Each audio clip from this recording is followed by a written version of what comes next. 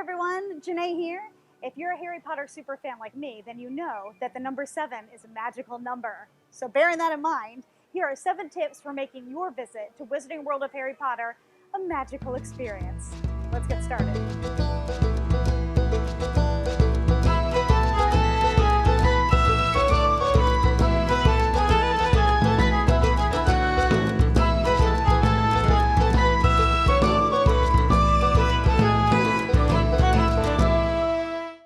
Tip number 1, download the Universal Studios app. You're going to need it and you're going to be using it throughout your entire visit.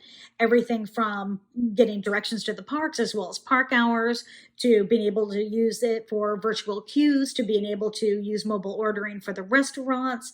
You can even chat with someone from Universal if you've got a specific question. And of course, buying your tickets and any express passes that you want. My recommendation is to make sure you have a multi-park pass, even if you're only there for one day. That way, not only do you get to see both Hogsmeade and Diagon Alley, but you get to ride the Hogwarts Express, which is pretty much an attraction in and of itself. If you have time, try to make sure that you ride it both ways, because it's a little bit of a different ride each way. Now, as it turns out, if you have an express pass, it is good for the Hogwarts Express, which can really save you a lot of As a time. reminder, you are under active surveillance. Face masks must remain on at all times, covering nose and mouth. Once again, you are under active surveillance. Face mask must remain on. Okay. A definite pro about the app is how much you can filter on the individual park maps.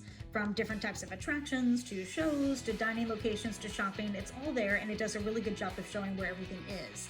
The con is that you can't really zoom in very far, so it is hard to isolate individual pins on each map. You still get a sense of where everything is despite that, and really the best use is for looking at different attraction and show times. As a side note to this, I definitely recommend checking out the shows. There are a lot of different ones both in Hogsmeade and Diagon Alley, and some are puppets, some are singers, some are actors, some are a combination of all three. So you really want to take a look and see what you've got, because they are all really amazing and it really helps to kind of continue that immersion into the Harry Potter world. Tip number 2, take a picture of your parking row. There is more than one parking garage and they are all identical and huge. You do not want to be searching all over for your car at the end of the day. Tip number 3, wear comfy shoes. The walk from the parking lot all the way back to Wizarding World of Harry Potter is a lot longer than you think.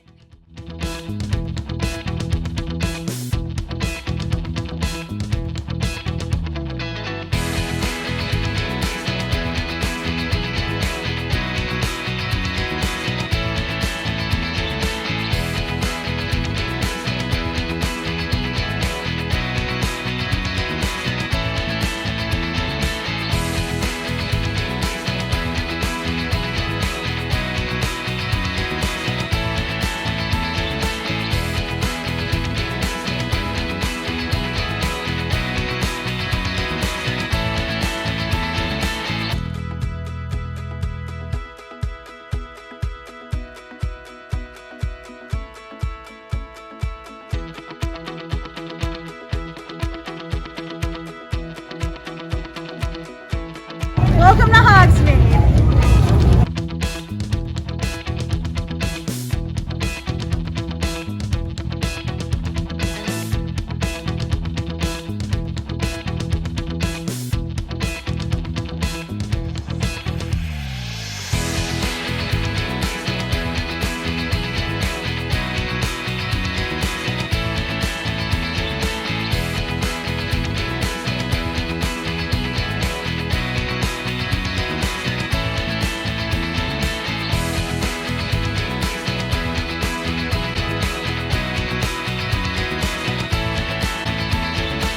Are you ready for Diagon Alley? Because I am.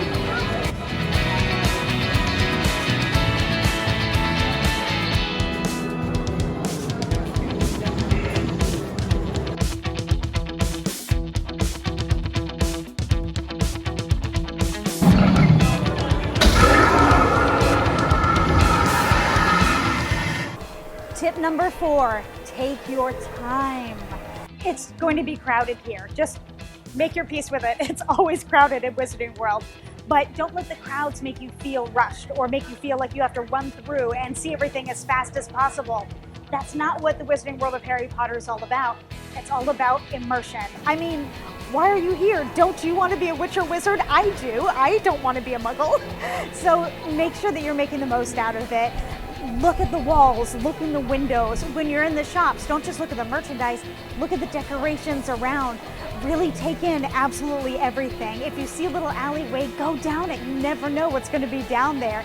Make sure that this is your time in Diagon Alley and Hogsmeade and make the most out of it. Take a deep breath and take your time.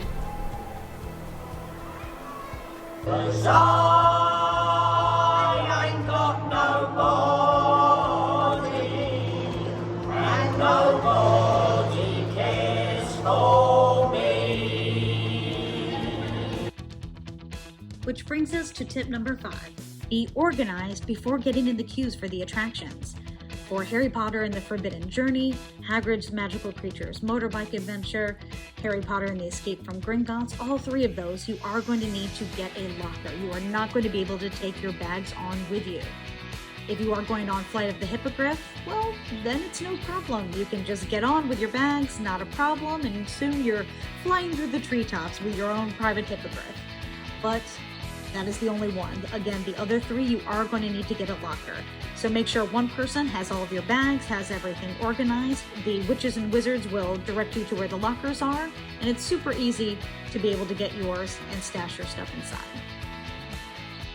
The virtual line experience is going to be absolutely key to getting on the new Hagrid's Magical Creatures Motorbike Adventure attraction. It's a great ride, really, really fun, really enjoyed it, but I absolutely needed to have my virtual spot in line.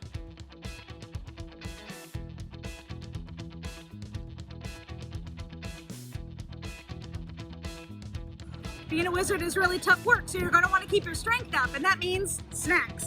Tip number 6, share. There are so many amazing things to eat and drink while you're at Wizarding World of Harry Potter. You are going to want to try them all, but really the only way to do that is if you're sharing between you and the rest of your party. So my recommendation is that one person get a chocolate frog, one person get the Bertie Bott's every flavor beans, and so on and so forth. So that way everyone can try a little bit of everything. Otherwise, you are just never going to make it. You will be way, way, way too full to go to the 3 broomsticks or the Leaky Cauldron if you're trying to eat everything yourself. So one person get a butterbeer, one person get a pumpkin juice, and that will really work out a lot better.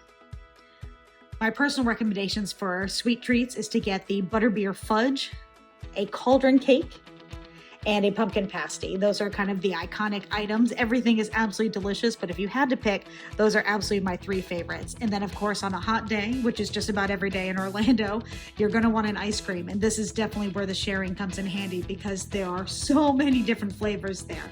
The chocolate chili and the strawberry and peanut butter being 2 of my personal favorites, but they're all excellent. What is more iconic than a pumpkin pasty? Really, really good. You can definitely get it at Honeydukes, and they're awesome.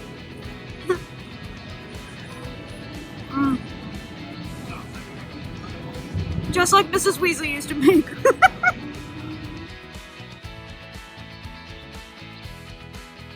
You're going to need to use mobile ordering at the Leaky Cauldron and the 3 broomsticks, and it's recommended at the Fountain of Fair Fortune and the Hopping Pot. It's pretty straightforward on the app, but you may need to ask a witch or wizard that works there for some clarification, since there are multiple things that don't have descriptions inside the app. For example, what is the difference between a pumpkin juice or a pumpkin fizz? What is a hogshead brew or a dragon scale?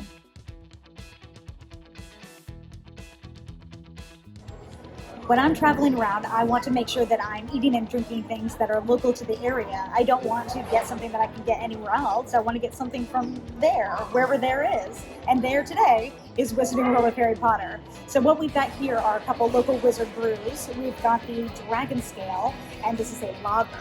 And then we have the Hogshead, which the Hogshead itself, the bar is right next door. And the Hogshead here is a Scottish red ale. And then this is a pumpkin fizz. So if you haven't had a chance to get the amazing pumpkin juice here, strongly recommend it. But if you want to take that to the next level, then you can get the pumpkin fizz. This is non-alcoholic, and it was first described to me as like sparkling water mixed with pumpkin juice, but it's way more than that. I totally prefer this to the regular pumpkin juice. I don't know if it's just because it has bubbles, if it just because it has a stronger cinnamon flavor to it, but it's really good and it's really refreshing. So something for the whole family here. So we are here in the world famous Leaky Cauldron and having a breakfast, which is really nice because, you know, you work up a big appetite coming on in here all the way from the parking lot.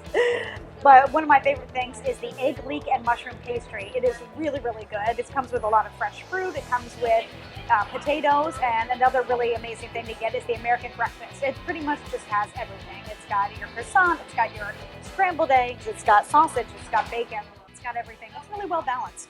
And with all the breakfasts, or at least most of them, you get a drink as well. So decided to try something called the Fishy Green Ale. I wasn't really sure about this. It is described as a mint drink with blueberry boba pearls in it, which sounds disgusting, but it's actually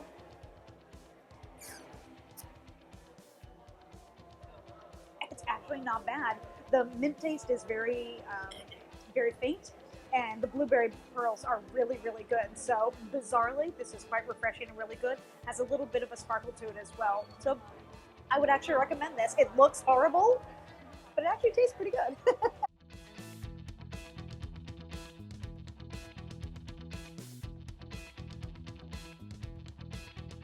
Tip number 7 is go for the unusual.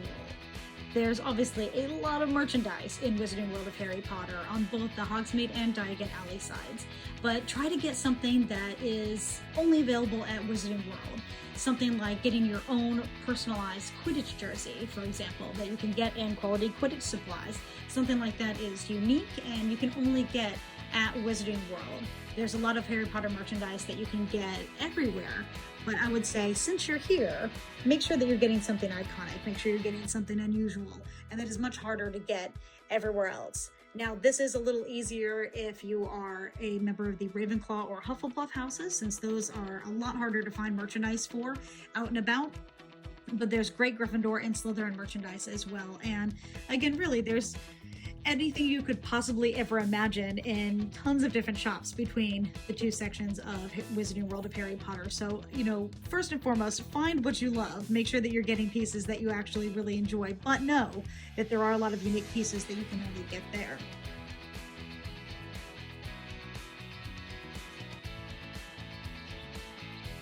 I got a new mask! Best house ever! Woo! When you're in Hogsmeade at the Owlery or the Owl Post, there are a bunch of things that you can get embossed or engraved with your own name or whatever you would like on there, your initials. And then you can also get your very own Harry Potter mailing stamps. They are real mailing stamps. And then they have an ink stamp as well for Hogsmeade, as well as a different one on the Diagon Alley side that you can get ink stamped in on postcards, in books, anything like that. And of course, with a postcard, what can you do but mail it? You can use those official Harry Potter's mailing stamps, write yourself a postcard or anyone you'd like, mail it right from there from Wizarding World of Harry Potter, and when you get home, you have a little welcome back gift just from yourself. This is where it really helps to have a mask. Walking under all these owls, still don't open your mouth when you're walking through. Now, you know you're going to spend money here. So one of the fun ways to do it is to make sure that you do have Gringotts Money. Now this will work all over Universal. It's more fun to spend when you've got official Harry Potter Wizarding World money. You can get this just outside of Gringotts Bank when you're in the Diagon Alley section.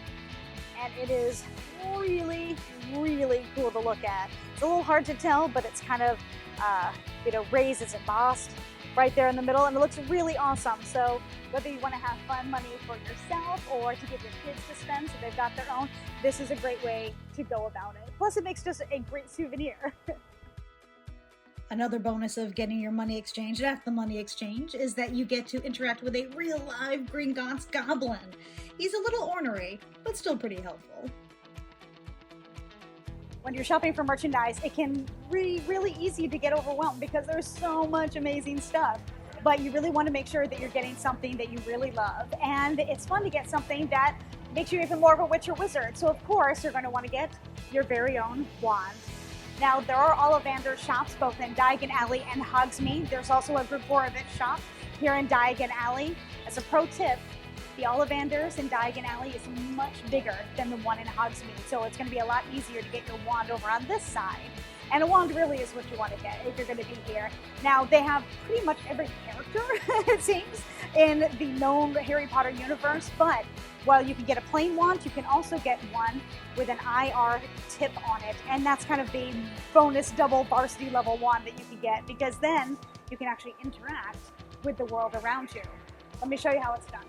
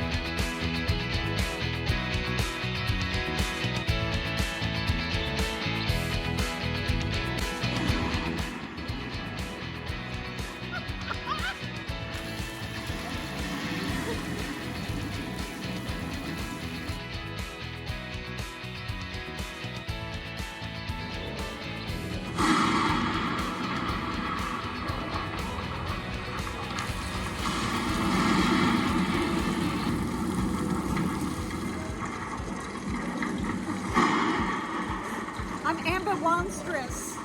It's a word.